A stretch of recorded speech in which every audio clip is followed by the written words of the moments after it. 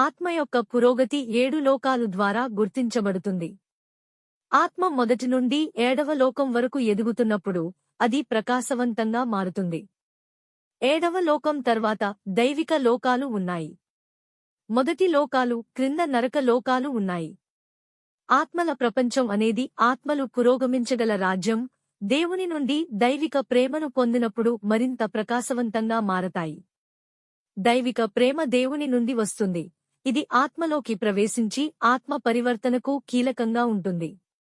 దైవిక ప్రేమ ఆత్మలోకి ప్రవేశించిన తర్వాత అది ఎప్పటికీ తీసుకోబడదు మరియు ఆత్మ దానిని శాశ్వతంగా కలిగి ఉంటుంది. దైవిక ప్రేమ ద్వారా ఆత్మ పరివర్తన, అమరత్వాన్ని మరియు సృష్టికర్తతో లోతైన సంబంధాన్ని పొందడానికి కీలకం.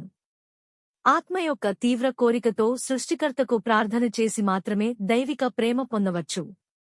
దేవుడు ఉద్దేశించిన ఈ గొప్ప ప్రేమను పొందాలనుకునే మరియు సృష్టికర్తకు ప్రార్థన ద్వారా దానిని పొందడానికి ప్రయత్నించే అందరూ అందుకోవాలి.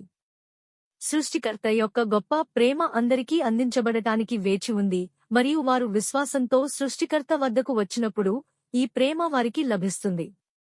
ఈ ప్రేమ మనిషిని కేవలం పరిపూర్ణ మనిషి నుండి దైవిక దేవదూతగా మార్చడంలో సహాయపడుతుంది.